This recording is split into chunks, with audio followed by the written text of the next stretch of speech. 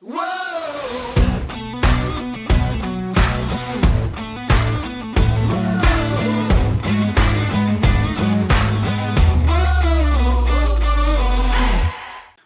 to the What's Up Verdict podcast, where we fashion ourselves cinematic judge and jury. My name is JJ Crowder. I'm here with my co-host Mattson Heiner. Hey, better red than dead. And Alec Burgess.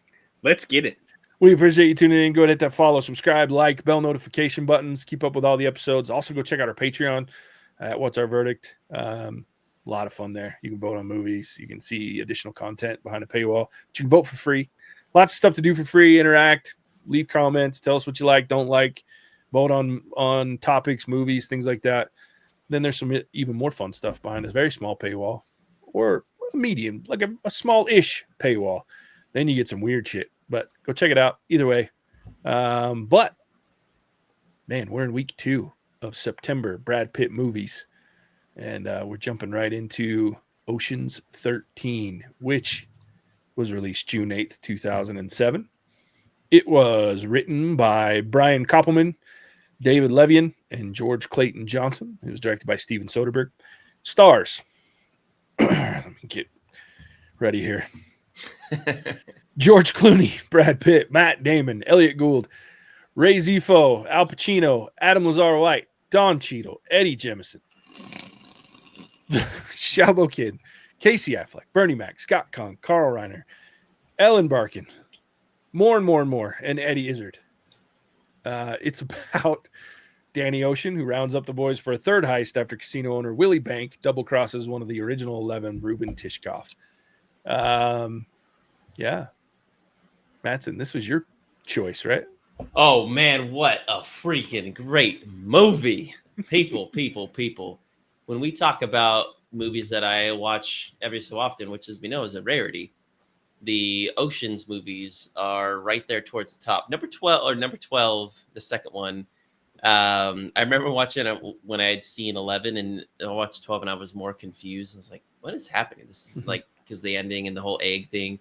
Now, when I'm older and having watched it, I appreciate it a lot more. It's more witty humor than the other two, and it connects really well to number 3 and such. But, man, to me, Ocean's 13 is number 11, just on some steroids, and they knew they had a good formula. They deviated in 12. I was like, yeah, can we just go back to Vegas? Can we just do what we do best? And let's just dick another casino owner. And getting Terry Benedict in on the act, I'm like, damn, enemy to frenemy, baby. Like, let's go. There's so many characters from the like Mormon, not Mormon twins to Basil to I mean, I could just all the synergy, the Oprah Winfrey scene, like it's just to the Five Diamond guy that you're just like, poor guy, like just getting dicked and then makes the money. Like, he gets to Susan B. Anthony at the airport. I know. I just like all like the guy always, he's the name I do forget. He does all the tech stuff, but he's like, he kind of looks like a mouse, and he's always unconfident about what he does. And everybody just has their part, and they play it they play it well. The nose talks, so like, you know, like everybody's got their thing, and I just love it. This movie to me is a lot of bits that are sewn together with a loosely based like reasoning at the end that they're working towards. But man, you just can't help but love it. Like, I love this movie. Just feel good. You're like, damn, let me be a part of a crew. Like, let's do this. They make it feel believable. It also makes robbing a casino look enjoyable and like and easy. Sure. And like, yeah, we wanted the suspension, like, sure.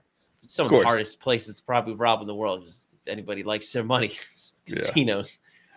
I just like the movie. It just makes me feel good. And it's really well acted. There's just good chemistry. It's a fun subject. And I thought they did it better than when they did it before, and happy to have watched it. Yeah. This movie is it's quite the conundrum for me, because I do enjoy it because of the familiarity of it, the actors that are in it, the characters are funny, the story's fun, it's entertaining. I do struggle with it from a certain perspective in that it's not a very good movie, meaning it's just Ocean's 11 on steroids.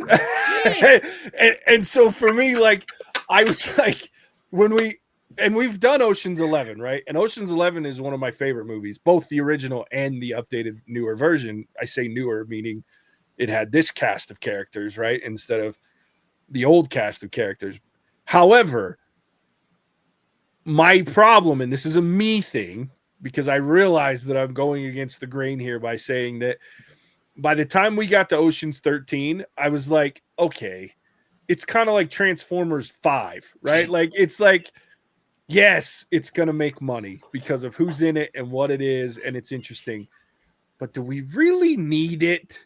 I think a better comparison is what's the one where with Mike Tyson and the tiger? And Oh yeah, exactly. It's the same thing. Hangover. Yeah, and I can get that to an extent. I just know why this hits my like.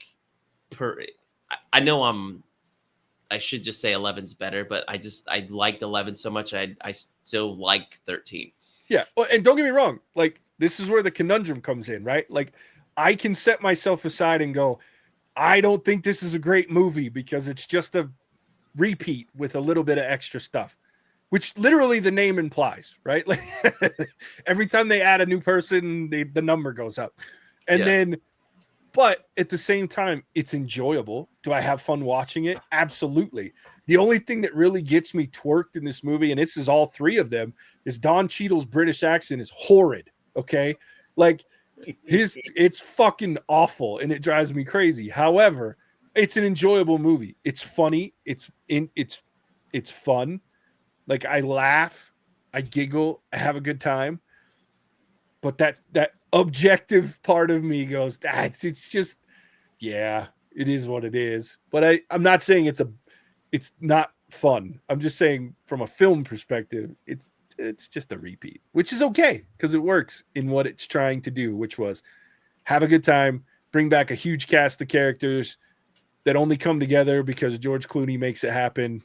And then, yeah, you make money, which is the key, right? So, yeah, there's my early on synopsis. Then we can talk about it. Alec, what about you, buddy? I'm right in your camp. Except I would extend it that I don't think the Ocean's movies, any of them, are good movies. But there's two things that they do that is a masterclass, and it makes them enjoyable watches. And the first one is the character relationships. Maston, you touched on this a little bit, but the relationships that the different characters have are what make this movie.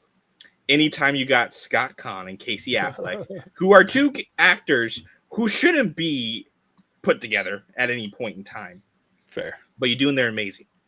Then you have, Matt Damon with pretty much anybody in this film, and it's fantastic.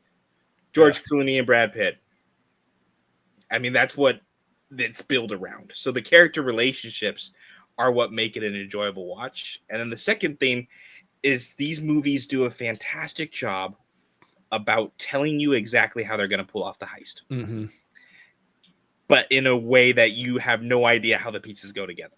Yeah. They tell you pretty much start to finish what they're going to do.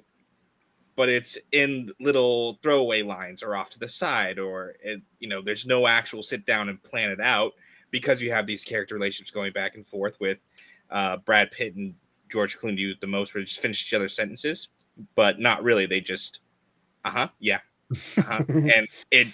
And then when it all comes together and wraps up, it's such a beautiful painting of the heist. And you can go back and see where everything is happening, right? Like the one in this one that gets me all the time is, having freaking Al Pacino walk down and take the magnetron into Greco. Yeah. Right. This is the culmination of like 7 separate different lines that have no connection whatsoever. Yeah.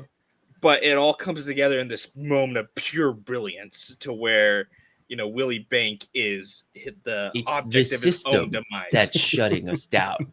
Sir, again, it's the system. Yeah. So when you get to the payoff, it's just so beautifully woven together that it doesn't matter if this is a good movie or not a good movie, because it's a masterclass in how to wrap up a story. Yeah. After Jay knows telling, this. I say the phrase that "Come on, 11." I say it a lot when we game. Sometimes it comes directly from this movie because I love that part when they're like, "Did you hit him? Hit him harder!" like, like how they give these people a damn earthquake to get out here. Like, it's just, I mean, who would want to go at that point? You're like, bro. Yeah. And I always think of the scene of it's the one like blackjack dealer, and she's like dealing. You can see her facial expression because you can see she's like, what is going on? Like, when you work from like, it's all algorithms and everything. It's you win when they want you to, because you got to win enough so doofuses keep coming to play. But Yeah. who's gonna leave that building? You're like, bro, I'm up. Like, and I love that they actually did, like, they put the graphic up and like kind of take you out of the movie and make it look like a video game for a second, but they really drive the point home. And to tack into what Alex said once, I love this movie as all of them, but this, I mean, it's just kind of continuation. When and how they use music in these movies. In this movie, they got that down. They had that format because we just did a movie before where they didn't use music and it was perfect. This movie is like a masterclass, in my opinion, of a well-timed montage with music and like driving the story forward. I like it. Like everything, I can think of it's playing in my head right now. I can't do that one as well on air. Like, I love to do that, but it's there. Yeah. Or like the one where like do do do do do do do. Peter Gunn. They do such a good job with that. Yeah.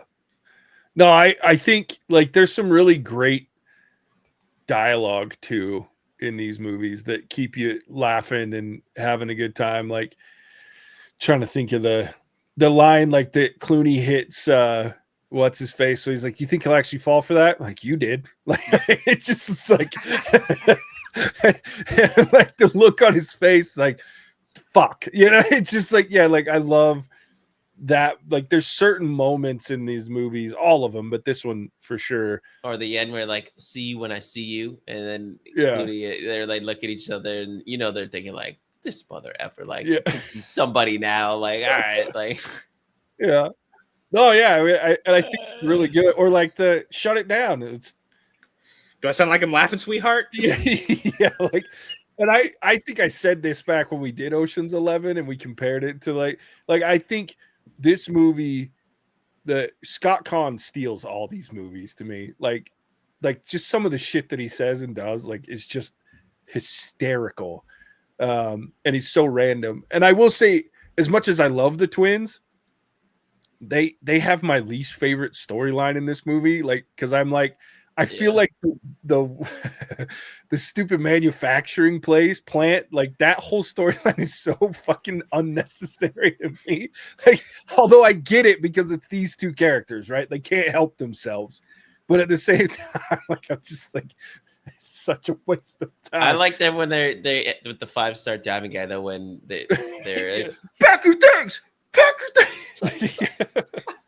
Well, I love that because Scott Conn is even turned away. Yeah, he's already dealt with him, so he's just standing with his back to him, not paying any attention, but yelling at him over his shoulder. Yeah, thanks. It's hilarious. Well, and I love the part too, like where Casey Affleck gets the one dude's brother, and he's like, "Hang in there" or whatever. Hang tough, like that shit. That's funny.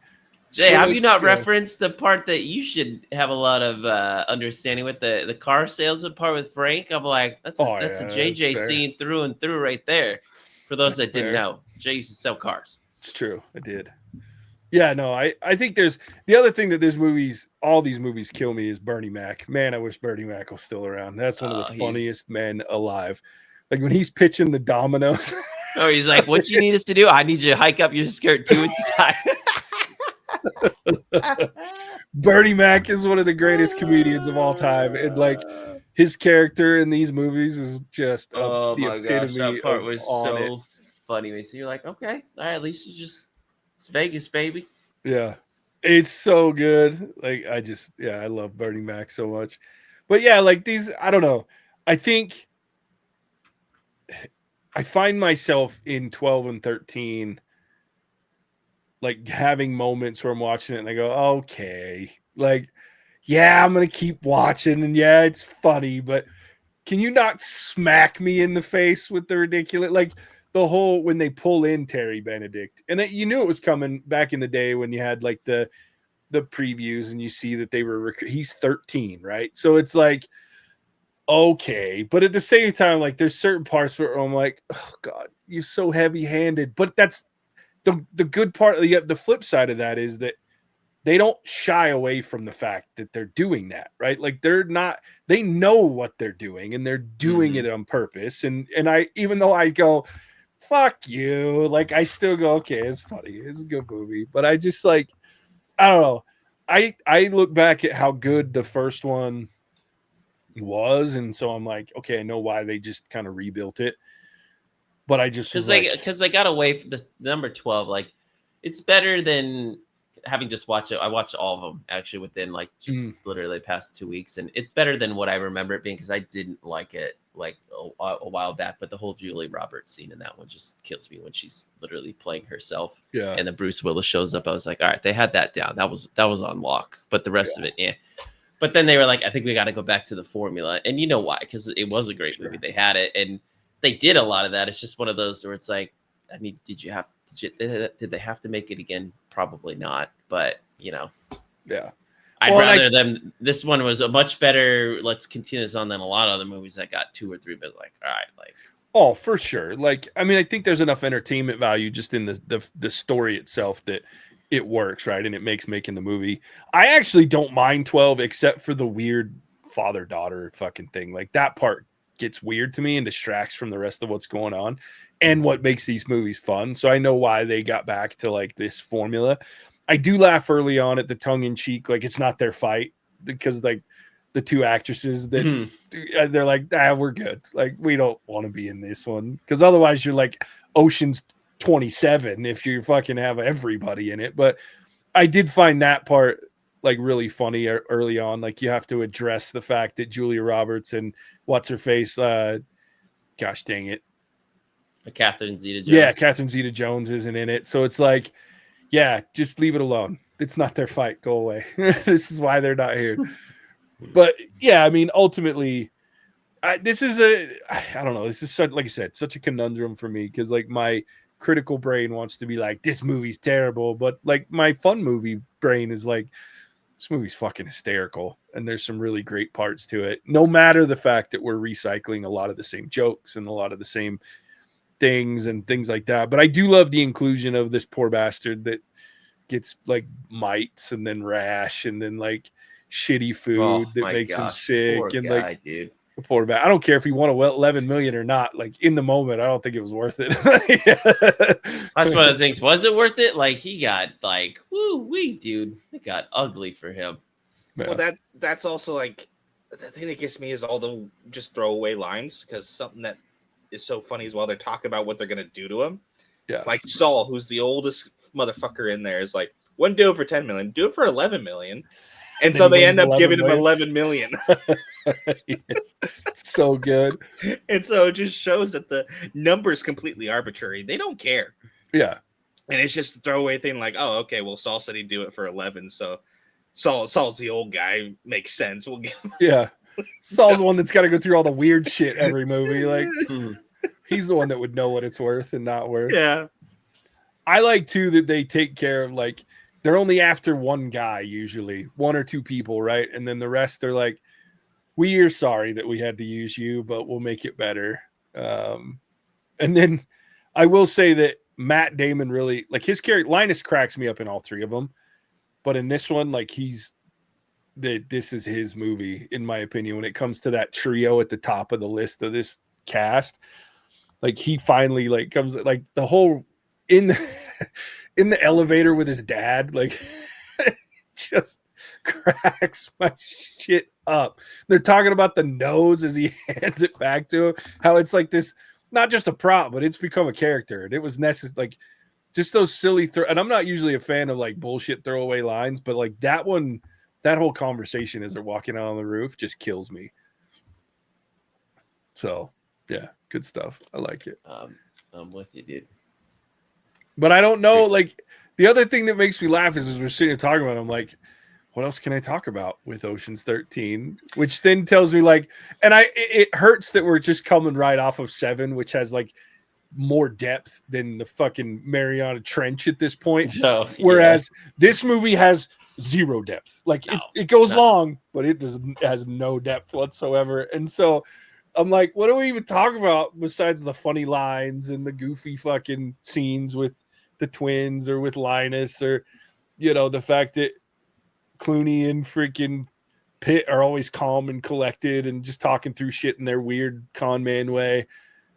But there's just not a lot of depth to the movie. You know what I mean? There's like, it is what it is, and it's funny and it's entertaining, but that's about all you get. Yeah. So that's fair. Yeah, I don't think there's. Yeah.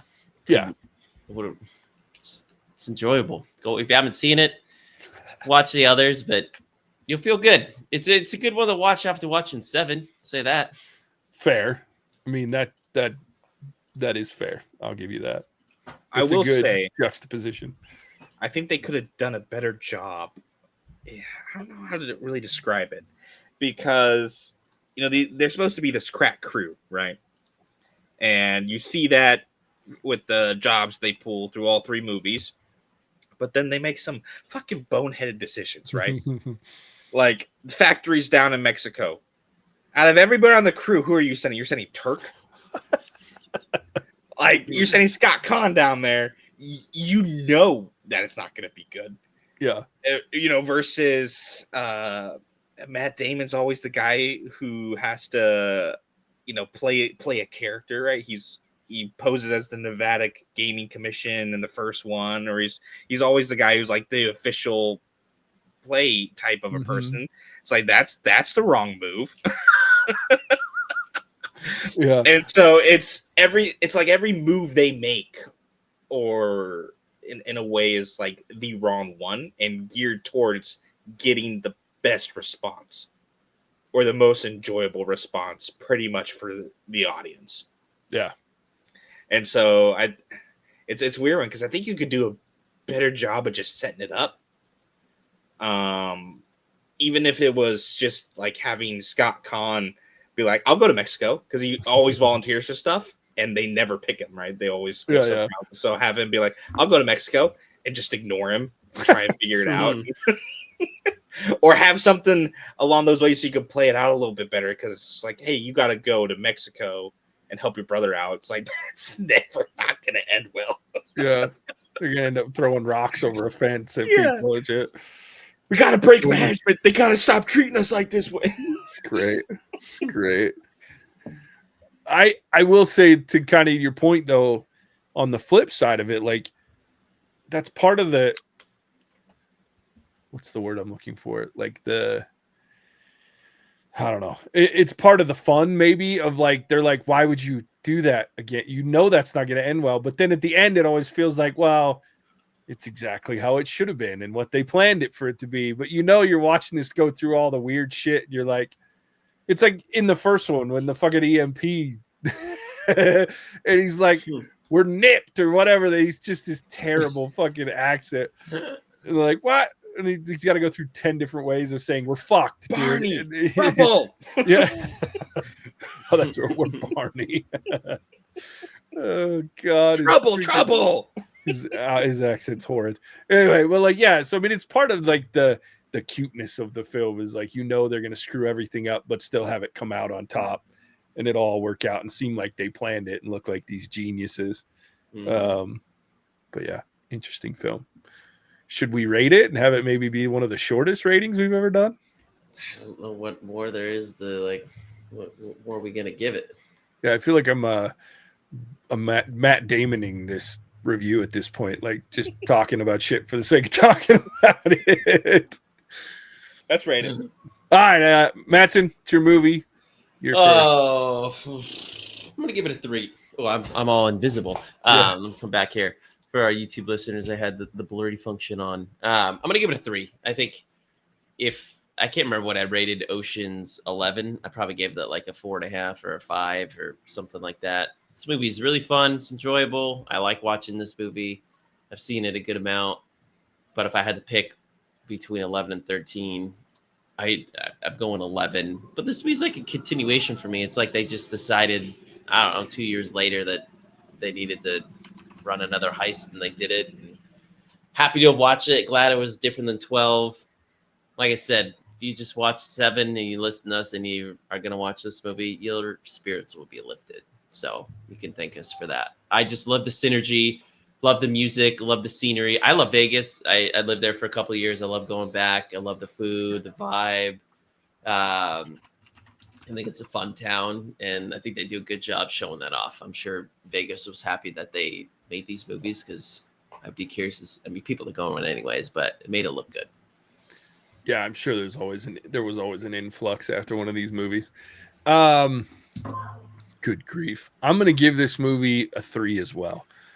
It's fun. It's entertaining from like a filmmaking perspective. Is it a good movie? No, but it's entertaining and it's fun, and you'll find enjoyment out of it unless you're a soulless person that just doesn't enjoy funny one-liners and silliness and shit like that, you know?